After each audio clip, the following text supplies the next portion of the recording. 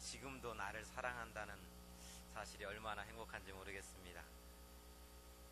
5만 번 기도하고 5만 번 응답받은 기도의 용사 조지 물러의 이야기를 여러분 한 번씩 들어봤을 것입니다. 그는 하나님께 간구하여서 세계에서 정말 첫째 되는 고아원을 세우고 일생 동안 15만 명의 아이들을 길러냈습니다. 조지 물러는 이렇게 이야기합니다. 기도하는 자를 하나님께서는 결단코 굶주리게 하지 않는다라고 말입니다. 어느 날 고아원의 식량이 아주 동이 나버렸습니다. 그러니까 보모가 뮬러에게 와서 의논합니다. 선생님, 목사님, 아이들이 먹을 것이 하나도 없습니다. 어떻게 할까요? 그는 서슴지 않고 대답합니다. 그래요? 그럼 평상시대로 아이들을 식탁에 쭉 둘러앉히고 기다리십시오. 식사 시간 15분 전이 되어서 초조한 마음으로 또 이야기합니다. 목사님, 이제 15분밖에 남지 않았습니다. 어떻게 해야 되죠? 접시에 놓을 것은 아무것도 없는데요. 걱정 말아요. 하나님께 기도해 두었으니까 아마 하나님이 이 시간에 잠자고 있지는 않을 거예요. 분명히 기도를 들으셨을 겁니다. 5분 뒤에 또 와서 묻습니다. 목사님, 이제 5분밖에 남지 않았어요. 어떻게 해요? 그 말이 끝나기가 무섭게 마차가 막 고아원에 들어옵니다. 그리고 많은 빵을 고아원에 내려다 주어서 그날 점심 아이들이 하나도 굶지 않았습니다. 믿음의 사람은 이런 이야기를 들을 때 이처럼 기도의 능력을 믿고 기도하기를 원합니다. 성경에서도 너희가 내 안에 거하고 내 말이 너희 안에 거하면 무엇이든지 구하라. 그러면 이루리라고 주님은 말씀해 주셨습니다. 또 요한복음 14장 14절에서는 내 이름으로 무엇이든지 구하면 내가 이루어 주겠다라고 예수님은 그 이름을 걸고 또 우리에게 약속해 주셨습니다. 그런데 여러분, 옆에 있는 분이 지금 여러분한테 여쭤본다면, 집사님은 지금껏 기도하면서 몇 번 응답 받았습니까? 라고 물어본다면 여러분은 뭐라고 대답하시겠어요? 믿고 기도할 때마다 하나님의 응답이 있다라고 우리는 믿고 하나님께 기도하는데, 그럼 당신의 기도에 많은 제목들이 있었을 터인데 몇 번이나 응답받았습니까? 라고 묻는다면 여러분은 어떻게 대답하시겠습니까? 그러니까 조지 물러처럼 믿고 구하는 대로 다 응답받으면 좋겠는데, 때로는 그 응답이 더디고 때로는 내가 원하는 대로 이루어지지 않을 경우가 너무나 많이 있습니다. 그래서 우리는 생각합니다. 5만 번 응답받은 사람, 저 사람은 나하고는 다른 뭔가 특별한 사람일 거야. 막 앞에서 간증하면은 에휴, 나하고는 뭔가 다른 사람이야. 나는 안 돼. 라면서 뭔가가 다르다라는 어떤 핑곗거리를 만들면서 스스로를 위로하기도 하고 천념에 섞여 포기하기도 합니다. 근데 야고보 사도는 야고보서 5장에서 기도에 대해서 가르쳐주면서 우리에게 이렇게 말씀하십니다. 엘리야는 우리와 성정이 같은 사람이로되 그가 비가 오지 않기를 간절히 기도한즉 3년 6개월 동안 땅에 비가 오지 아니하고 다시 기도하니 하늘이 비를 주고 땅이 열매를 맺었느니라. 엘리야가 나와 다른 사람이 아니라 어떤 다른 세계의 사람이 아니라 나와 똑같은 사람이라는 거예요. 나와 똑같이 배고픔을 알고 나와 똑같이 두려움을 알고 졸리면 자야 되고 피곤하면 쉬어야 되는 똑같은 사람이라는 거예요. 그런데 그가 기도했을 때 3년 6개월 동안 비가 오지 않고 다시 기도하니 하늘문이 열려서 비가 왔다라는 거예요. 이 말을 야고보 사도가 하는 이유가 있습니다. 바로 그 윗절을 보면 고난당하는 자가 있느냐 그는 기도할 것이요 즐거워하는 자가 있느냐 그는 찬송할지니라. 너희 중에 병든 자가 있느냐 그는 교회의 장로들을 청할 것이요 그들은 주의 이름으로 기름을 바르며 그들을 위하여 기도할지니라. 믿음의 기도는 병든 자를 구원하리니 주께서 그를 일으키시리라. 아멘. 고난당하는 사람이 있습니까? 병든 사람이 있습니까? 아파하는 사람이 있습니까? 기도하십시오. 믿음의 기도는 능치 못한 일이 없습니다.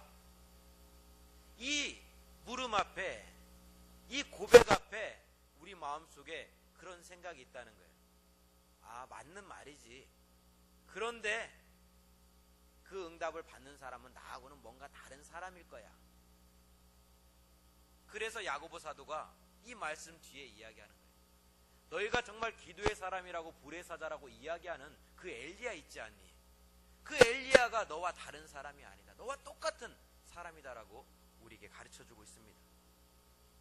근데 마음을 다잡고, 그래, 믿음의 기도는 주께서 응답해 주신다고 약속했지 라고 생각하면서 기도하다가도 응답이 더디면 우리는 포기할 때도 있고 낙심할 때도 있고, 부르짖어 기도는 하는데 뒤돌아서서 에이 설마 하면서 그냥 허공에 중언부언 외치는 기도를 하나님께 올려드릴 때가 참 많이 있습니다.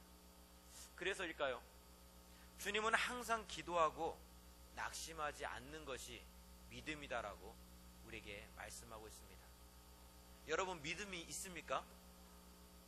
그 믿음이 항상 기도하고 낙심하지 않는 것, 포기하지 않는 것, 그것이 믿음이라고 주님은 오늘 우리에게 가르쳐주고 있습니다. 우리 함께 따라하겠습니다. 기도하고 낙심하지 않는 것이 믿음입니다.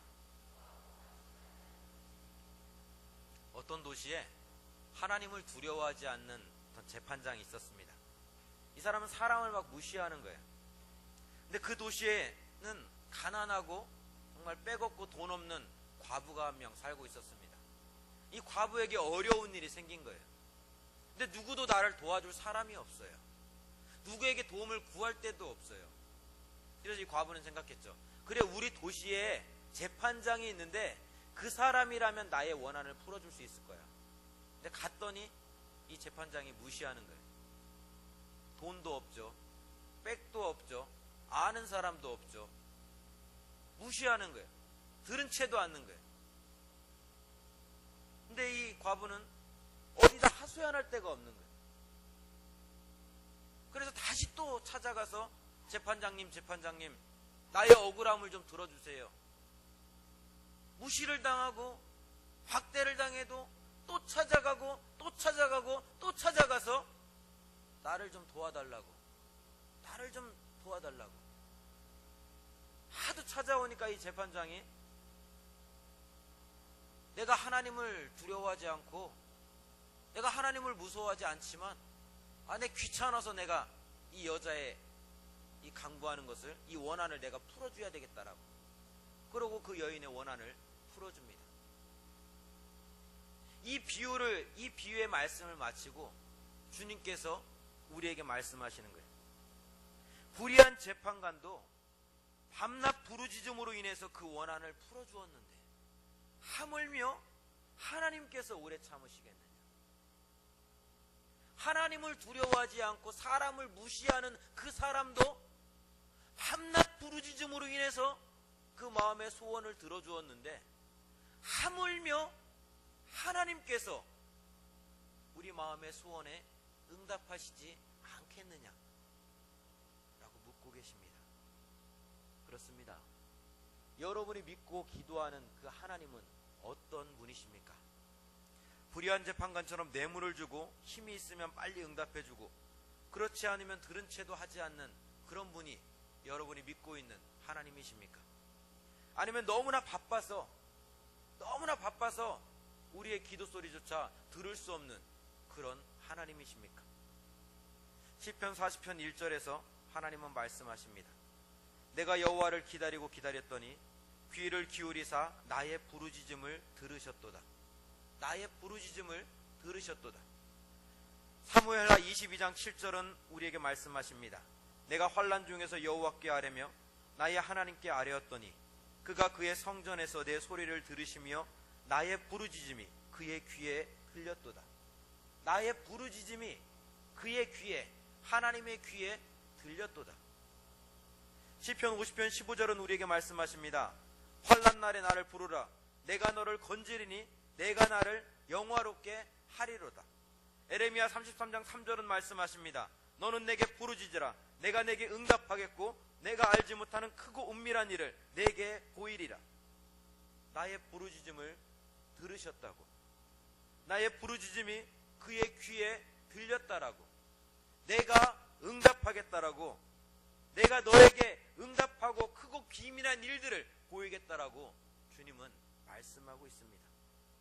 우리 하나님은 여러분의 부르짖음을, 통곡을, 한숨을 외면하시는 분이 아니십니다. 심지어 하나님은 출애굽기 2장 23절에서 고된 노동으로 말미암아 탄식하는 이스라엘 백성들의 탄식 소리조차도 다 듣고 계셨다라고 말씀하고 있습니다. 정말 깨끗이 옷 입고 성전에 나와서 예배하면서 기도하는 것이 아니라 너무나 힘이 들어서, 너무나 지쳐서 하나님 죽겠어요, 하나님 힘이 들어요, 그 외치는 외마디 탄식 소리, 그 외침 소리조차 주님께 상달되었다라고 성경은 우리에게 가르쳐주고 있습니다. 불의한 재판관은 가난한 과부의 이야기를 들으려고도 하지 않았지만 우리의 머리털 하나까지도 다 세시는 하나님께서는 우리의 울부짖는 소리들, 그 세미한 부르짖음까지도 다 듣고 계시는 하나님이십니다. 그 하나님께서 말씀하십니다. 속히 그 원한을 풀어주시겠다, 오래 참지 않으시겠다라고 말입니다. 이 사실을 깨닫고 믿을 때 우리의 기도는 달라집니다. 우리는 중언부언할 수가 없습니다. 내가 무슨 소리를 하는지도 모르게 기도할 수 없습니다. 그것은 나의 기도가 허공에 대고 아무도 듣는 사람이 없는데 그냥 나 혼자 막 중얼중얼 이야기하는 것이 아니라 나의 이 모든 외침소리, 나의 입에서 흘러나오는 모든 이 언어를 다 듣고 계시는 하나님이 계시기 때문에 그렇습니다. 그럼 이 하나님께 기도하는 저와 여러분의 모습은 어떠해야 될까요? 우리 한 번 더 따라하겠습니다. 간절히 낙심하지 말아야 됩니다. 두 가지가 섞여 있는데요. 하나는 간절해야 됩니다. 두 번째는 낙심하지 말아야 됩니다. 이 일은 믿음이 없이는 힘든 일입니다. 그래서 주님은 기도하고 낙심하지 않는 것이 믿음이다라고 우리에게 말씀하고 있는 것입니다. 주님이 다시 오실 그때에 그 믿음을 지키며 살아가는 사람, 기도하고 낙심하지 않는 그 사람을 만날 수 있겠느냐고 주님은 우리에게 묻고 계십니다. 주님이 다시 오는 그날에 하나님을 간절히 부르짖고 기도하면서 낙심하지 않는 그 사람을 만날 수 있겠냐, 그 믿음을 가지고 있는 사람을 만날 수 있겠냐라고 주님은 우리에게 말씀하십니다. 많은 사람들이 기도가 무엇인지에 대해서 정의할 때 기도는 호흡이다, 기도는 대화다라고 이야기합니다. 그런데 이 모든 것들을 떠나서 기도는 하나님 앞에 서는 일에서부터 시작되어집니다. 이 일은 결단이 필요한 일이요, 절제가 필요한 일입니다. 어떤 사람들은 걸어다니면서 기도한다라고 이야기합니다. 걸어다니면서 기도하면 되지요, 버스 타고 가면서 기도하면 되지요. 걸어다니면서 기도하는 사람은 정말로 엄청난 훈련과 엄청난 노력을 한 사람임에 분명합니다. 정말 수많은, 정말 10년, 20년, 30년 동안 기도하면서 그렇게 하나님께 매달려 살아가는 사람, 그 사람은 걸어다니면서 기도하는 사람이 분명 맞습니다. 그렇지 않고는 걸어다니면서 기도한다는 말은 맞으면서도 맞지 않는 이야기입니다. 불의한 재판관을 찾아왔던 가난한 과부가 왜 그렇게 불의한 재판관에게 매달렸습니까? 도움을 받을 어떤 사람도 그 주변에 없었기 때문입니다. 만약에 나를 도와줄 사람이 다른 사람이 있었다면 내가 안 입고 와서 내가 이 사람한테 도움을 구하고 말지 하면서 이 사람한테 찾아갔을지도 모릅니다. 근데 이 과부에게는 도움을 줄 사람이 아무도 없었습니다. 어느 누구도 그의 억울함을 풀어줄 수가 없었습니다. 그래서 속상하지만, 자존심이 상하지만, 폭폭하지만, 눈물이 나지만 포기할 수가 없었습니다. 그 간절함이 그의 억울함을 풀어내는 은혜의 도구가 되었던 것입니다. 기도도 그렇습니다. 걸어다니면서 기도할 수 없는 것은 걸어다니면서는 하나님께 집중할 수가 없습니다. 수많은 것들이 눈에 보입니다. 많은 소리들이 귀에 들려옵니다. 수없이 떠다니는 그 냄새가 코끝을 자극합니다. 기도의 제목 이전에 그 기도를 들으시고 응답하시는 하나님 앞에 서야 되는데, 하나님 앞에 서기도 전에 수많은 냄새가, 소리가, 아름다운 현란한 어떤 빛들이 내 마음을 빼앗기에 우리는 하나님 앞에 다가설 수가 없는 것입니다. 하나님 앞에 서서 기도할 수가 없는 것입니다. 우리의 기도는 간절하면 간절할수록 하나님께만 집중할 수밖에 없습니다. 기도하면서 다른 것들에 우리의 마음을 빼앗기고 있다면 우리의 마음은 결코 과부의 마음이 될 수가 없습니다. 중세시대에 브루노라는 수사가 있었습니다. 그 사람의 직업은 기도하는 일이요, 그 사람의 정말 할 일은 기도하는 일이었습니다. 그러니까 하루가 눈을 뜨고 눈을 감을 때까지 하는 일이라고는 말씀을 묵상하고 기도하는 것, 그것이 그의 삶 전체입니다. 하루는 깊은 산속에 들어가서 하나님께 기도를 합니다. 막 기도를 하려고 막 하나님께 무릎 꿇고 기도를 시작하는데 밖에서 개구리가 깨굴깨굴 울고 있는 거예요. 그래도 집중해서 기도해야지. 근데 깨굴 너무나 시끄러워요. 창문을 열고 소리칩니다. 야! 아니 내가 기도하려고 하는데 조용히 좀 해! 그러니까 개구리들이 이 소리를 알아듣는지 조용해지는 거예요. 그래, 내 말귀를 알아들었고. 창문을 닫고 다시 기도합니다. 하나님. 근데 아까보다 더 큰 소리로 깨굴 문을 열고 또 한 번 소리칩니다. 아니 기도 좀 하겠다는데 왜 이렇게 시끄러워? 조용히 해! 또 창문을 닫고 하나님께 기도합니다. 근데 아까보다도 더 시끄러워요. 화가 나갖고 하나님께 기도합니다. 하나님, 도대체 기도 한번 해보겠다는데 저놈의 개구리들이 도와주지를 않습니다. 저 개구리들 좀 어떻게 좀 해주세요. 근데 그때 문득 스쳐가는 하나님의 음성이 있습니다. 저 개구리들을 누가 지었니? 저 개구리들도 지금 기도하고 있는 거야. 저 개구리들도 지금 찬송하고 있는 거야. 왜 너 혼자만 기도한다라고 생각하니? 그 생각이 문득 스쳐가는 거예요. 그 순간 이 브루노 수사는 깨닫게 되었습니다.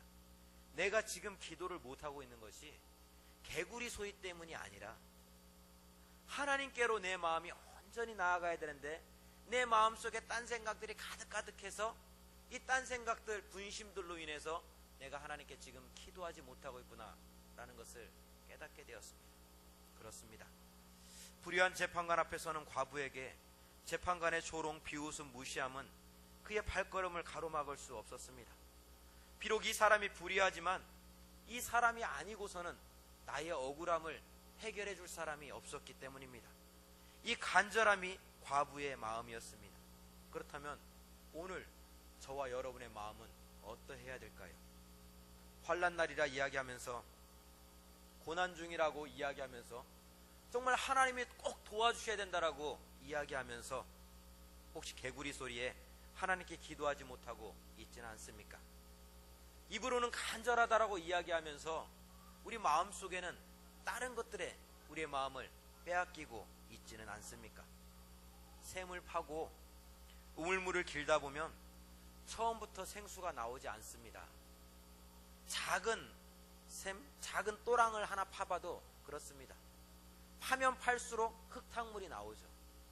근데 그 흙탕물을 이겨내고 계속해서 땅을 파다보고 흙탕물을 떠내다 보면은 나중에 그 밑에서 맑은 물이, 생수의 근원이 흘러나오는 것을 우리는 보게 됩니다. 우리가 기도하면서, 기도의 응답도 그렇습니다. 간절함으로 파고 또 파면서 하나님께 나아갈 수 있어야 됩니다. 기도의 깊이는 내 마음속 깊은 이 우물 속을 들여다보는 모습과도 같습니다. 하나님께로 깊이 있게 들어가면 들어갈수록 반대로 내 마음속 깊이 들어가는 것을 우리는 보게 됩니다.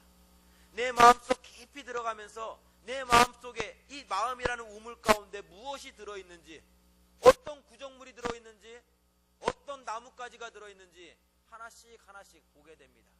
그리고 하나님께 나아가면서 그 나뭇가지를 하나씩 하나씩 꺼내, 하나씩 하나씩 끄집어내면서 비로소 내 밑바닥에서 오늘 또 나를 사랑하고 계시고, 오늘 또 나와 함께 계시고, 내가 어느 자리에 있든지 간에 무엇을 하든지 간에 내가 너를 사랑한다 말씀하시는 그 주님의 음성을 우리는 듣게 되어집니다. 하나님을 깊이 만나는 경험을 원한다면 우리 마음속 깊은 곳에 있는 그 하나님의 소리를 들을 수 있어야 됩니다. 감정에 취한 응답, 분위기에 매료된 응답은 흙탕물을 맛보는 응답일 수밖에 없습니다. 시원한 것 같지만 흙탕물은 우리의 갈증을 해결할 수가 없습니다. 감정에 취해서 분위기에 취해서 그래 응답받았어, 하나님이 함께하고 있어, 이 응답은 우리의 삶을 바꿔낼 수 있는 능력이 아니라 잠시 잠깐 우리를 기쁘게 하는 어떤 응답일 수밖에 없는 것입니다. 그 감정을 넘어서서, 때로는 분위기를 넘어서서 오늘 또 나와 함께 하시는 그 주님, 그 주님의 음성, 생명의 근원이신 우리 주님으로부터 흘러나오는 그 생수를 마실 수 있어야 하는 것입니다. 이 일은 하나님을 만나고자 하는 간절함이 필요한 일입니다. 이 일은 끝까지 인내하며 하나님만을 바랄 때 가능한 일입니다. 그래서 하나님은 이 간절함을 위해서 때로는 우리에게 고난을 허락하시기도 하십니다. 이 간절함 때문에 하나님은 때로는 우리에게 홀로 우리를 광야로 내버릴 때가 있습니다. 다른 거 보지 않게 하시려고, 다른 소리 듣지 못하게 하시려고 때로는 홀로 광야로 던져놓으시고, 때로는 고난의 불구덩이 속에 집어넣게 하시고, 그래야지만 이 간절함을 가지고 파고 주님을 만나기 위해서 몸부림치기 때문에 그렇습니다. 과부에게 친척이 없었던 것은 힘들고 어려운 일이지만 그는 친척이 없음으로 인해서 불의한 재판관으로부터 그의 마음의 답답함을, 마음의 원한을 해결한 받을 수 있었습니다. 때로 나를 도와줄 사람이 없어서 힘들다 이야기하십니까? 나를 도와줄 사람이 없기에 그때가 하나님을 만날 수 있는 시간이요, 그때가 하나님을 붙잡을 수 있는 시간이 되는 줄 믿습니다. 수로보니게 여인의 어린 딸이 귀신이 들려서 죽게 되었을 때 어머니는 자신을, 나 스스로를 상 아래에 개 취급당하는 것을 그는 마다하지 않았습니다. 예수님께 나아갔을 때 자녀로 먼저 배부르게 먹고 자녀의 떡을 취하여서 개들에게 주는 것은 마땅하지 않다. 수로보니게 여인을 향해서 개의 비유를 들면서, 때로는 자존심이 상할 수 있습니다. 억울할 수 있습니다.